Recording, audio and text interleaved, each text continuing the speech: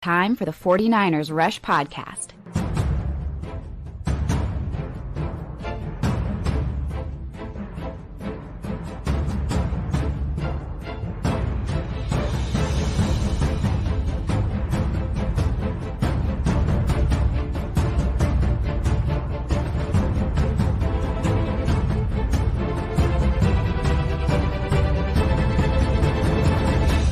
And here's your host, Jauan Chapman. What is going on, faithful? It is absolutely incredible to be with you guys today. Episode 1227 of the 49ers Rush Podcast. On this Victory Monday, I got the homage 49ers Victory Monday shirt rocking. It feels good. It's been a while since I've been able to wear this shirt. I'm going to be honest. So the 49ers go out, dominate 30-13, largest spread of the entire week for the entire NFL slate. Not only do they cover that, they go beyond, 3-score victories, very rare in the NFL, hard to come by. And especially after, a 2-game kind of, dropping of whatever just was bad. So you go out there, you fix it. I love that. Appreciate all the hashtag CCs. Thank you guys. And the whole idea of today's show, why were the 49ers able to dominate against the Patriots as opposed to the game they played against the Rams, as opposed to the game they played against the Vikings? Vikings turned out to be, they're a pretty good team. They're 4-0. They keep rolling. But the Rams are terrible. The Rams went out there and lost to the Bears, one of the worst teams in the NFL. So, what is all of this about? So we're going to go through injuries, some stats, some key PFF scores, snap counts, all kinds of things, and just try to diagnose perhaps why this game was so different. That's what we're trying to figure out. What's up, Steven? Appreciate all you guys showing up in the chat. You guys are the best. What's up, Captain? Talofa, I love it. I love it. I love it. You guys are the best. What's up, RTP? We're going to have a good show today. And if there's something that you guys want to throw out there that you want to cover, please put that in there. I want to see that in the chat. And my man, Carlos, John, was not perfect, but we're on track again. It is weird. Everything just feels right. Everything just feels better after a win. And sometimes you could drop a game and it's like, all right, that wasn't whatever. But then you drop 2 in a row and it's just, man, you get the panic, whatever, and that's part of being a fan. Everybody's like, man, what are we doing here? Is this the end? Is the Super Bowl window closing? Blah, blah, blah, blah, blah. Nah, it's not what it is. Bobo, well said. He says, hashtag CC, winning cures all, and I feel much better. I think we all do. I really, really do. And yeah, now it's time to move on and play the Cardinals. Big game. They got blown out by the Commanders in the Cliff Kingsbury Bowl. So you got a big divisional game matchup at home against the Cardinals. That's going to be huge. Appreciate you, Spy. Sid, what's up, man? Devin, morning, my friend. Feeling better than I did the last 2 weeks. I'm with you. No moral victories here, just the victory itself. That's what's going on. And whenever you handle business the way that the 49ers did start to finish, gosh, man, it was just, it felt awesome. It just really did feel awesome. Now, you didn't get out unscathed, sadly. Injuries are a part of football, 100% injury rate. That's just the way that it goes. And Fred Warner, who I think is the best player in the NFL. I think he is the defensive player of the year currently. I think he is the best player on the 49ers team. I think he's the captain of this team. He's unbelievable. He didn't play in the second half. That was huge. And so he was asked, Fred Warner, what was the second half like? Seemed like you were trying to get back in. Walk us through it. I mean, I would have been out there if I could have been. But so we'll see, as we get more information on it. Like you're doing some lobbying to get back in at the beginning of the third quarter. What was kind of the back and forth? It was all based off the field. Like I said, if I could have been, it'd take a lot for me to tap out, right? So I mean, if I could have been out there, I would have been. We'll get more information as we go with scans and all that. But I feel good right now. Yeah, this is the main concern. I mean, that guy, our linebackers are rough. Greenlaw's already out. And so, again, this is one of the themes in football. Stacking injuries at positions is where things get scary. Greenlaw's already out.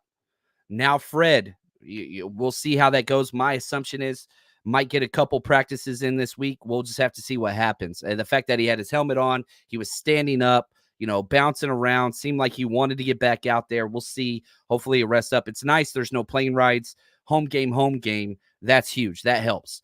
But yeah, if DFF and Devondre Campbell are guys out there, and DFF even got hurt, it seemed like he came back, but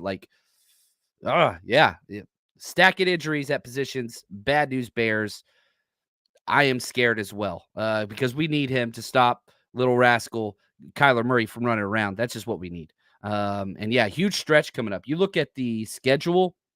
The NFL is broken down. This is what coaches do at any level. You break it down into bite-sized chunks, right? The first quarter of the 2024 season's done. You're 2-2, not where you wanted to be. But you're 2-2. It's in the past. You got to move forward. You look at these next 4 games. Home against the Cardinals, division game. On the road to Seattle, we'll be there for that one. 49ers Rush, roadtrip.com. Party the day before. Tailgate with us before the game. Right next to the stadium. We're going to be at the press box. 49ers Rush road trip. Come party with us. So you got home Cardinals. You've got away Seahawks. Home Chiefs. Home Cowboys. That's a stretch. You got 2 divisional games. Then you got the Chiefs. Good Lord, we know what that's about. And then you got the Cowboys. Then a bye week. So the first quarter, you're 2-2. Not where you want to be. A little disappointed. Obviously, everybody should be. But, man, this stretch, that's important. That is important. Man, that's going to be a big one. So, yeah, Fred's a monster. Defensive player of the year for sure. He's awesome. Yeah, we got to get him out there. But he's not the only one that's injured.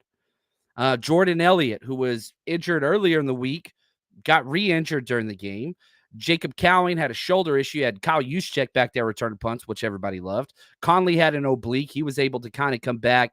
It was, we'll see what happens there. We'll talk about wide receiver snap rates later. Kyle Juszczyk had a shoulder, was able to cut, just rough. And then you got George Kittle. There's just issues. Now, George Kittle, after the game, was asked about his ribs, and he's the most George Kittle answer that George Kittle could be. How are my ribs? Why? Says who? Who is the rumor from? You guys are just incredible. Fantastic. Thanks, guys.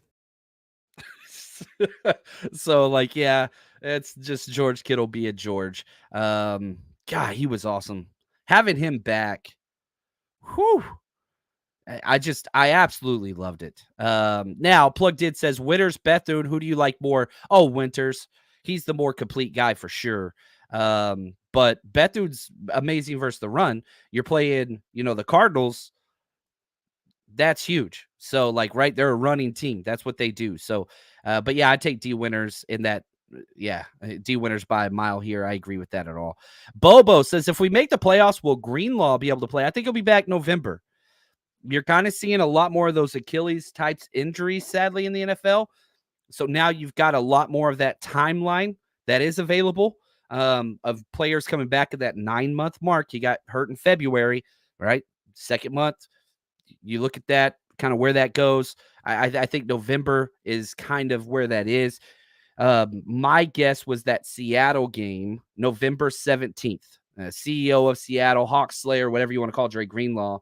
That's kind of where we need him to be back. That's the hopeful thing. Now, also, let's talk about this. Ricky Pearsall. I don't think that he's going to be activated, but I think the practice window will be opened. Kalia Davis, John Feliciano, you're getting some of those guys. Ambry Thomas, I hope not. A lot of those guys, the practice windows can start to open because the initial 4-week, whatever, that's passed. So that's huge. And I want to make sure here, let me go back up because I think I'm missing somebody. I'm like, man, who am I missing over here? So if we look at just players that are currently eligible, not saying these guys will, these are eligible players that can come back. You've got Christian McCaffrey, practice window can start. John Feliciano, Ambry Thomas, Elijah Mitchell. He's on season ending. He ain't coming back. Kalia Davis, and Curtis Robinson's not ready yet.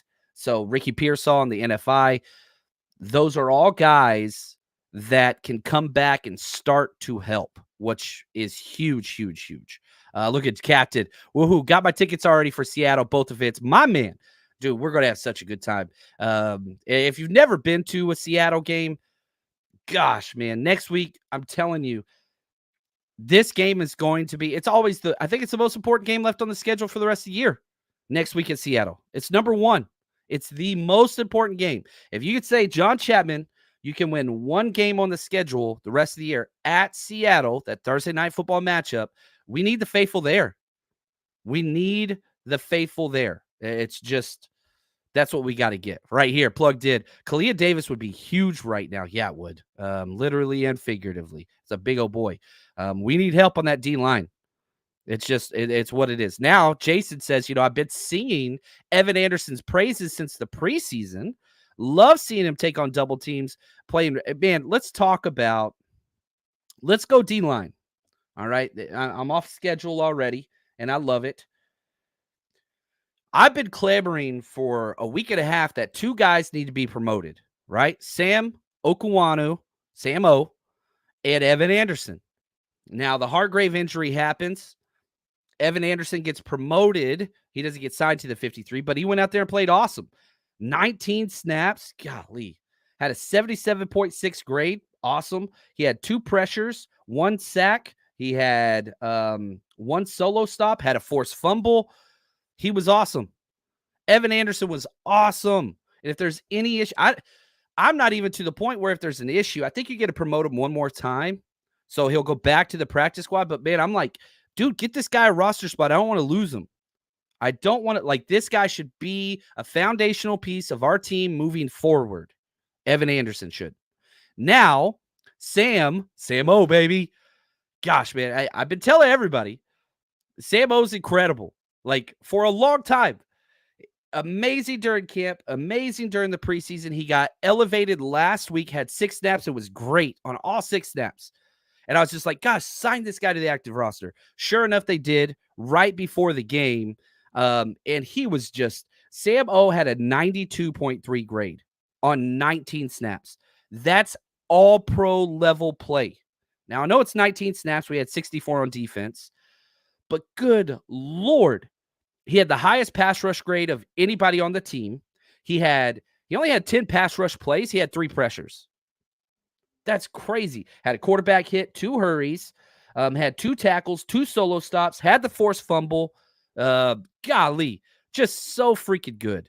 His story's incredible. If you haven't heard Sam O's story, on YouTube, just type in, it's going to be hard to spell, Sam Okuwanu, and then countdown.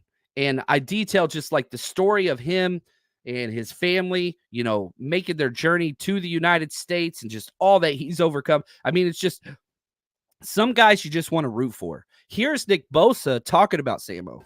I always knew what he had in his body, and he came in last year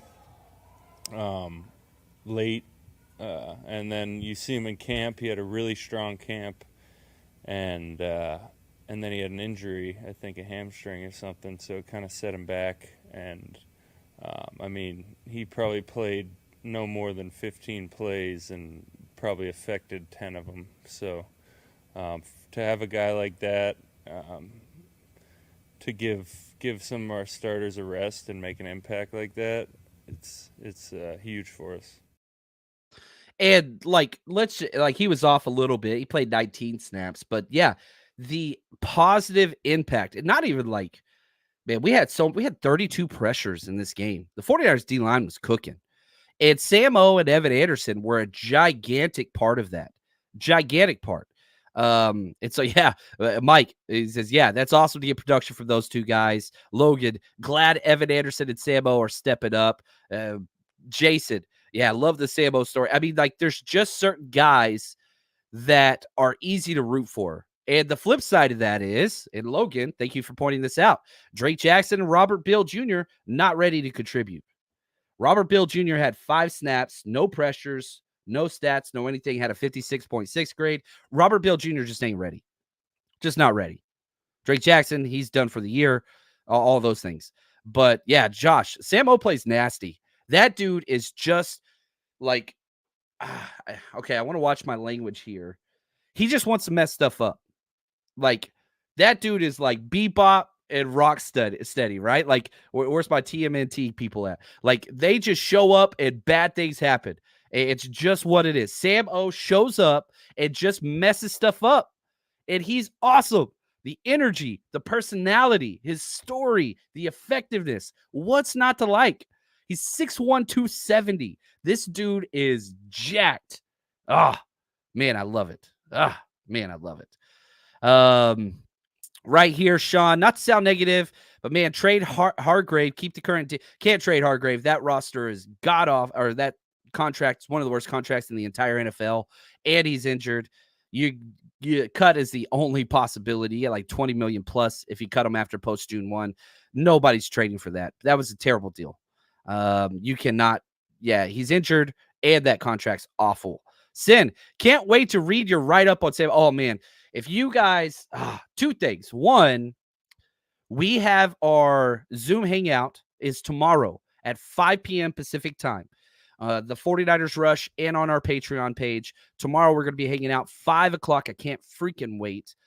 But if you never joined, you should join, because this week is the week of all weeks. One, we're going to have awesome film breakdowns, every offensive, defensive, special teams play, coaches tape. That's going to be for you. Once I'm done with this show, I'm jumping over there to the tape. That's going to be fun. Plus, we have our bets of the week, which, man, if you bet with us last week, gosh, we got paid. We got paid. Then we got a Zoom hangout on Tuesday, where if you want to participate, I get to hear from you. The community builds. If you just want to jump in and turn your mic off and turn your camera off and just watch the conversation and community, that's there too. You sign up, 7-day free trial, the49ersrush.com. Go check it out. Oh, there we go. Mike says that cartoon holds up. That's what's up. Yeah, Bebop and Rocksteady. We're nasty. There we go. I'm glad that the reference hit. That is huge. 49ers faithful. Josh, can we talk about how much we won that Jennings deal already? It ain't even close, man. If you look at, and I don't want to make this really about, Ayuk versus Jennings or any of that. That's not what I'm trying to do here. I am trying to just show how freaking amazing Jauan Jennings is. Probably two of the best contracts the 49ers ever did in the whole Shanahan era was that Dre Greenlaw extension before he blew up, the 2-year deal. And then the 2-year deal for Jauan Jennings is already paying huge dividends. Right now, Jauan Jennings is leading the team in targets, catches, yards, receiving touchdowns. He's leading all three of those. Like the target, he's got 27 targets. Ayuk's got 25, Debo 24, Kittle 17. Now, Debo and Kittle both missed a game, so that skews it a little bit. Receptions. You've got Jennings 21, Ayuk 13, Debo 16, Kittle 15. And remember, I think, how many catches did Jennings have last year? I think it was not much at all. Let me see here. He had 19 catches last year. He's already past that. In 4 games. He's already past that. So now you look at yards. Good Lord, 364 yards. This dude is averaging 90 yards a game currently. That's his average. Now that 180-yard whatever game, obviously going to skew it, but good Lord. So 364 yards for Jennings, 167 for Ayuk. That is god-awful. 222 for Debo, pretty solid, and 161 for Kittle. Not bad. Touchdowns. 3 touchdowns for Jennings, none for Ayuk, none for Debo. He does have a rushing touchdown. 2 for Kittle. Like, first downs. Jennings got 15 first downs. Ayuk 10, Debo 10, Kittle 8. Like, Jauan Jennings is unbelievable. Now, here's what's crazy. Because I was concerned, I got to switch back over to my offense here. Go to my snap counts. I was concerned with Debo and Kittle back that they would just kind of revert Jauan Jennings back to, you're the number 3 only. You're going to get 20 snap counts. That's just what it is. And I was like, man, don't do that. He's better than that. He is better than that. And I've been saying for a long time, JJ should be starting. JJ should be starting. And sure enough, on the very first offensive play, we were in 11 personnel. And so you kind of made a statement a little bit about having all 3 wide receivers, Debo, Ayuk, and Jennings out there as quote unquote starters. But in the past, Ayuk has like a 98% snap rate. We had 63 offensive snaps total. Ayuk had the most with 50, but that's much lower than what he's used to getting. Debo had 48. Debo and Ayuk never have close to the same snaps, ever, at any point the last 3 years. It's not a thing. And that's Debo coming off an injury. But then Jennings had 36 snaps. That is huge. That is huge. So they are very clearly, there were several times where it was Jennings and Debo out there or Jennings and Ayuk out there. Like, he is being factored in, not as your number 3 any longer. You have 3 starting wide receivers, and you guys are all rotating those spots. That's what it is. Because Jennings could play them all. He can play the Debo role. I know the end around and stuff, that's not really his game. But he can run those routes. He could run the X routes. He could run the slot routes. And so I love that. Then Conley got 5 snaps. He got injured. Cowan got 4 snaps, first time he's ever played. Then he got injured. Both of them not well. Chris Conley finished 15th with a 56 grade. Cowan, a 55.4 grade. But probably the best news, no Ronnie Bell snaps. That's huge. So the wide receiver room seems to be pretty solid. And then you add to that, Logan, thank you so much, with Ricky Pearsall coming back soon, Ronnie Bell departure looms. I think you are correct. I really, really do. Because Cowan's not going anywhere. One, he's already kind of shown he's the punt returner for better or worse. But the upside is there. That's a 4th round pick this year.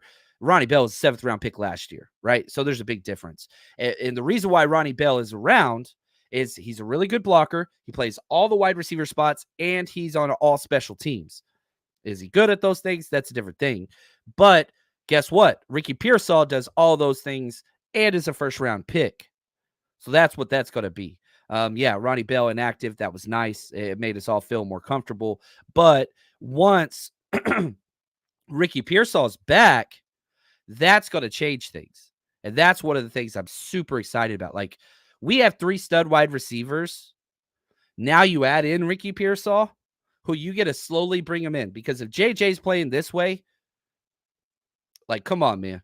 Like, yeah, I want Pearsall to get some of those snaps. I really, really do. And I think that he could take that punt return job from Cowan, even though I do like Cowan back there. But, like, you've got some playmaking ability. It's a 1st round pick, man. You got to get this dude on the field at some point.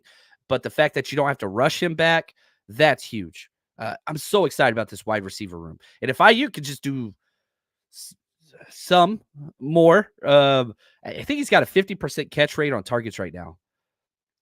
It's like one of the lowest in the NFL. Like, that's like as bad as it gets. And again, you know, we were in the 3rd quarter, halfway through the 3rd quarter, and IU had 1 target. That was it. The past games, this was one of the things I'm most excited about the film.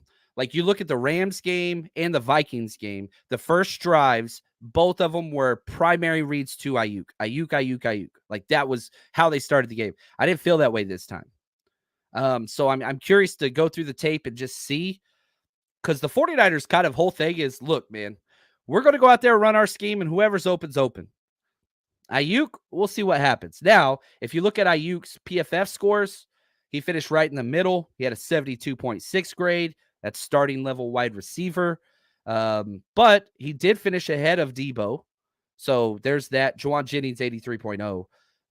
But yeah, Ayuk, you know, and again, probably one of my biggest critiques is Ayuk is not run blocking like we used to see. He had a 59.8 run blocking grade. Conley had a better run blocking grade. Cowan had a better run blocking grade. Jauan Jennings had obviously better run blocking grade. Like, he did block better than Debo, but it's like, man, like, even that isn't where it should be. And if we can get that 2023 Ayuk to start delivering a little bit, whew, now it's going to be crazy. And again, I'm not one of those guys that's out there saying he's been terrible or whatever else. I'm just saying he hasn't been great. He hasn't been great. Yeah, let's talk about George Kittle's catch. What's up, Snoop? Yeah, Kittle's catch was amazing. He knew it as soon as that back hit the grass. It was just, that catch was crazy, man. Here, let's go to Brock Purdy, talking about that Kittle touchdown play. The play was for him to break out and then go up. It was more of a third down play, but we thought we'd get the look for it down there. And so I saw him break out, and then I was getting hit, so I was like, I just need to give my guy a shot here and give him a chance. So just put it up for him and let him come down with it. So, but he made a great play, but way better than a better throw than that was. Like he made the play. So that's George. It's cool, man. I think that play was just, it was so frustrating because you had the Jordan Mason touchdown reception, which, good Lord, how great is Jordan Mason? We'll talk about him in a second. But it gets reversed on a stupid holding call. Then you had 5 consecutive plays with penalties, 3 of which were not good calls. So 2 of them were, 3 of them were not. But then to end that drive with Kittle mossing 3 separate, Patriots players was just like an exclamation point. Go ahead, refs. You're going to do what refs do and shove your damn face into the game where nobody cares about you, and because it's always got to be about them. But the 49ers were able to overcome that. And in a game where, and in a season where the 49ers red zone, not great. We're right at 50%, not good. We're 17th in the NFL currently, right at average. It's not where you want to be. Settling for field goals and all those things. It was so nice to just look, man, we're overcoming all these different things. We're going to get into the end zone. You're not going to stop us. You put up 30 points. That play was gigantic. And yeah, Josh, Debo was wide open on that Kittle touchdown. Yeah, I mean, if 3 guys are a Kittle, that's just the way it goes, right? And so it's kind of like watching the 49ers defensive line. If 3 guys are blocking Bosa, that means guys are getting one-on-ones or not, whatever. On offense, 3 guys are guarding Kittle. Somebody's got to be open. But shout out to, Brock Purdy. Yeah, one of my favorite things about Brock this year is just how greedy he is. But he trusts his guys to a fault. Like, he'll throw it to them. And it doesn't matter if there's a guy blanketed on him or whatever else. If Brock Purdy sees the back of a jersey in man coverage, he's going right after that dude. Here's Kittle talking about it. I mean, I think just watching, the deep ball he threw to Jauan, he just has trust in us to go out there and make plays. And, we have a lot of really talented football players, some we've said for a long time, whether it's Debo, Ayuk, Jauan, me, McCaffrey, Juice. We have a lot of guys who can catch a football. So for him to go out there and have that trust, I think just reinforces that fact that we have a lot of playmakers that he just trusts. There you go. And so whenever you have somebody that could go out there and just constantly trust your guys. George Kittle's amazing. He's the best tight end in the NFL. Like, it used to be a debate, Kittle, Kelsey, Kittle. That's Father Time has caught up to Kelsey. And Kelsey's amazing, but it hasn't caught up to Kittle yet. Kittle's younger. Kittle's still playing at Kittle level. There is no, even though he missed a game, right? He's only played 3 out of 4. George Kittle's the best tight. He's an all-pro tight end this year, period. He stays on this level. He is an all-pro tight end. It's crazy how good that guy is. Used to be a debate, and that's cool. And you can say Kelsey was way better, and you can talk about what Kelsey does in the playoffs. That's cool. I'm not discounting those things. Kittle is better. He's a better blocker. He's a better receiver. He's a better playmaker. All those things are unequivocally, nobody is going to disagree with that at all at this point. It's George Kittle, giant gap, fill in the blank. Maybe Brock Bowers shows up and he can show something or whatever. But right now, it used to be Mark Andrews. That dude's not even the best tight end on his team. Oh, what's up, Nathan? Appreciate the super chat. Worried about mobile Kyler Murray and MHJ and Marvin Harrison Jr. up top this week. Yeah, that is a concern. Now, the one thing I will say, and they're both playing great. Obviously, this last week, I'll go through the tape. We'll break that down. We'll have you guys ready. But if Charvarius Ward is good at anything, he's good at guarding the big, strong wide receivers. That is Charvarius Ward's strength. this was also Charvarius Ward's best game of the year.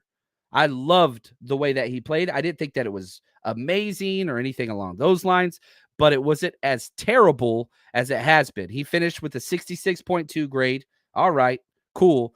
But it was his best game out of the 4. The 3 games were terrible. So Charvarius Ward played against, you remember, Charvarius Ward, that's where he had the pick 6 against Kyler Murray in Arizona last year. And now he gets to go up against a bigger, stronger Michael Wilson Jr., bigger, stronger. Like, yeah, there's concerns. Arizona could win that game. We'll spend time on that. But I am happier playing against that type of wide receiver than I am the speed demons. That's not our strength. That's just not what it is. So, yeah, it's going to be fun. And, yeah, we're going to have trouble with mobile quarterbacks, especially if DFF's out there. If Fred can't go, that's going to be a major, major issue. DFF is, yeah, so bad. So bad, so bad. But anyway, we'll see. Hopefully he gets better. DFF, just to put this in perspective, 3 consecutive weeks he's been in the bottom 3, but he wasn't dead last this time. He had a 47.4 grade, which is a slight uptick. He was in the 30s last week. 46 snaps because Fred was hurt. He was terrible. More missed tackles than he had tackles. Gave up 3 catches on 3 targets. The highest passer rating allowed by any 49ers player. Gave up 59 yards after the catch. I mean, terrible. Like we always say, like, oh, well, he could cover well. And that's what he hates. No, he can't. No, he can't. He's terrible. He is the worst player on the team, and it's not close. And it's only getting worse and worse and worse. Maybe the tape will say it's not as bad, right? Like that's the saying. The tape's never as good or as bad as you think. I'm going into this thinking DFF is the worst player in the NFL. So we'll see. And I hate doing that. I don't like doing that. But it's just how many times can one guy let you down continuously?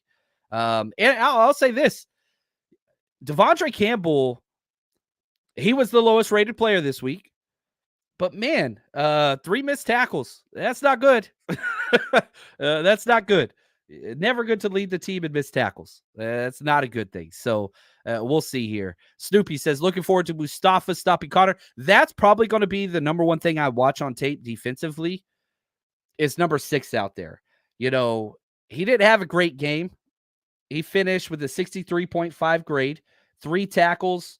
No, he had a huge missed tackle that first 3rd down where he didn't even touch the dude. We'll see. I'm excited to go out there and watch. He gave up a touchdown, a receiving touchdown. We'll see. We'll see. So I'm excited about Malik and kind of what the future holds. But yeah, we'll see. Now, man, I keep saying this, and one of the things I get emailed a lot, and people keep asking me, like, can you go over your predictions or bets and how they shook out? And so it takes a lot of time to go back and do this, but this is something I'd like to do. But man, we made some money. If you haven't bet with us, this is how you do it. You know football. You watch all the games, you know what's going to happen before it actually does. So why don't you put your knowledge to the test over at MyBookie, where you can bet on everything. Go to mybookie.ag, use promo code 49ERS, 49ers, or scan this QR code next to me, and they're going to match your initial deposit. Put in 50, you get 50. Put in 100, you get 100, all the way up to $1,000. Plus, you can bet everywhere. California, Texas, doesn't matter. I've been in California for years. I've used it for 6 straight years. Easy to get money in, easy to get money out, trusted source, and you can bet on anything you want. You want to bet on politics, any sport, you name it. They've got the casino if that's your thing. You name it, MyBookie is there for you. Now, make sure you use promo code 49ERS to get that double deposit. And MyBookie, bet anything, anytime, anywhere, only with MyBookie. All right, real quick. Here's what we hit on. I'm just going to go through these quick. We did a 3-team teaser, 49ers, Jets, Bucks, barely covered. We had the Jets +2. They lost by 1, so we got paid. 49ers score first drive. Paid. Mason over 18.5 carries. Paid. The one that we missed was Jacoby Brissett under 25.5 pass attempts. He threw at 32. I thought Drake May would come in the game. I still think they should have played Drake May, but that's okay. We didn't get paid on that one. Purdy over 7.5 rush yards. paid. That was huge. That was our biggest bet of the week. Covered that one. Now, in the prediction show, where we do scouting reports, predictions, all that stuff, here's what I said. As long as the 49ers stay in zone on 3rd and long, we win the game. They didn't on the first drive. They converted back-to-back 3rd and longs. Then we switched to more zones, finished 5 and 16. They only allowed 5 first downs on the 16 third down attempts. That was awesome. I said Warner would get 8 tackles, 1 pass deflection, 1 forced fumble. He got 7 tackles, 1 PD, 1 pick 6, way better, and only played a half. He almost did a half. I said Bosa will continue to get double teamed, but somebody's going to step up. I said one of 2 players, Yetur Gross-Matos or Kevin Givens. Well, Kevin Givens had 2.5 sacks. He now leads the 49ers in sacks on the year with 3.5. Bosa has 3. Collins has 2.5. The depth is solid. Let's go to, I almost said something probably not nice. He just reminds me of Eeyore whenever he talks. I don't know if I'm the only one. Like, he just reminds me of Eeyore, Nick Bosa. But here's what he said about the defensive line depth. I need to watch the tape, but it seemed good. We did good against the run. And I think coming into the year, I was really confident in the depth we had. I hope Jordan's good. But, yeah, Evan stepped in and looked like he had a good game. And so that's huge. I said the 49ers will hold the Patriots to under 75 yards rushing, held them to 73 yards rushing. We were right there. We got them that one. On offense, Kittle back changes everything. I said Jauan returns to earth whether Debo plays or not. I kept predicting Debo would play. He had 3 for 88. My prediction was 5 for 46. So I was under on catches, but over on catches, but over on yards, right? Mason and Purdy will be the 2 best offensive players this week. Here was my prediction. Jordan Mason, 21 carries, 108 yards, 1 touchdown. 24 carries, 123 yards, 1 touchdown. We were close there. I said Purdy, 245 and 2. He had 288, 1 touchdown, 1 interception. Then our prediction score was 27-13. Score was 30-13. So we were pretty spot on with kind of how that goes and how that looked. And I think rightfully so, the 49ers should have done what they did. They should have done what they did. And they went out and they capitalized, even with Fred Warner out. That's huge. Josh, any breakdowns going to be uploaded today? Yes. Let me refresh my, there we go. It looks like my film, do I have the 49ers game on here yet? They just populated. I'm not seeing 49ers just yet. My assumption is the tape will be in my mailbox probably in an hour or 2. So, yeah, there will be, but it's going to be a little bit later because they were the late game. So, yeah, we will be 100% breaking down film today. I just got to wait I got to download it, get up going, record it, load it. So, it's probably going to be later, but every offensive play, defensive play, special teams play, all those will be a part of it for sure. But, yeah, this has been a fun show. The 49ers are 2-2. I'm liking where they are. They're doing right. We got the John and Wayne show tomorrow. And you better come hang out with us, man. I'm telling you, we need to hear from you. Our Zoom hangout tomorrow, 5 p.m. Come say what's up. Support the community. It's what it is. That's going to do it for us today. You guys are the absolute best. And until next time, should be easy today. Victory Monday, baby. Stay strong, faithful.